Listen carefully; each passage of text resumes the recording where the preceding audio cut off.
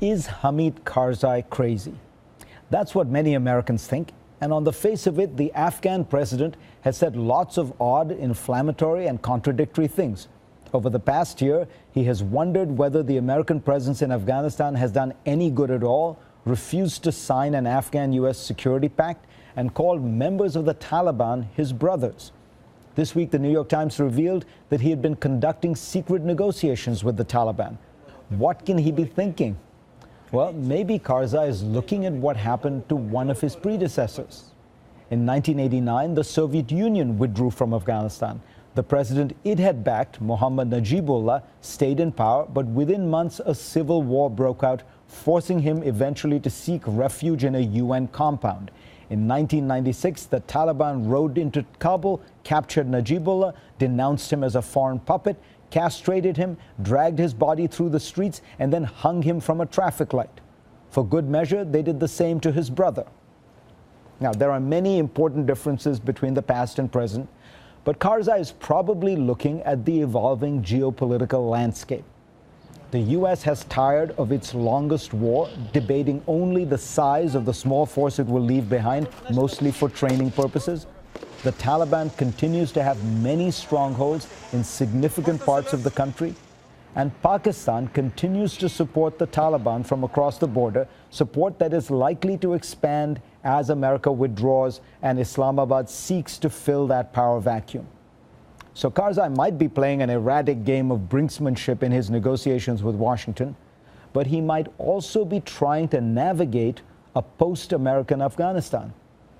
While American troops might well remain and some American aid will continue, Afghanistan is going to look very different in 2015 than it does today. Consider these facts from a highly intelligent forthcoming book, Warfront to Storefront by Paul Brinkley. In 2009, Afghanistan had a nominal GDP of $10 billion. Of that number, 60% was foreign aid. 30% was the cultivation of poppy and the production of raw heroin, all of which is, of course, informal and underground. So that leaves 10% of the economy, $1 billion of self-sustaining, legitimate economic activity. During the same year, the United States military spent $4 billion per month to protect a country with a real annual economic output of $1 billion. Kabul is a metaphor for the country, Brinkley said to me. It is a city sized for 500,000 people. It has grown to 8 million who have been drawn to the city by the massive influx of foreign money, military and non-military. But that money is going to slow down very significantly soon. What happens then, he asks. Brinkley worked for the Pentagon to start up and build companies in Iraq and Afghanistan. Fascinating experiences he recounts in the book.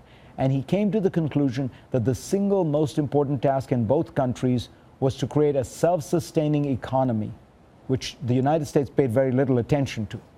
He's pessimistic about Afghanistan's prospects, and he says the national mood there is worsening. Imagine living in a nation, he writes, in which your national government was totally dependent on charitable donations from other countries. Would you respect that government? Would you not assume they were puppets of the international donors who were propping up the government? Hamid Karzai might be pondering just these questions as he plans his next crazy outburst. For more, go to cnn.com/Fareed and read my Time column this week.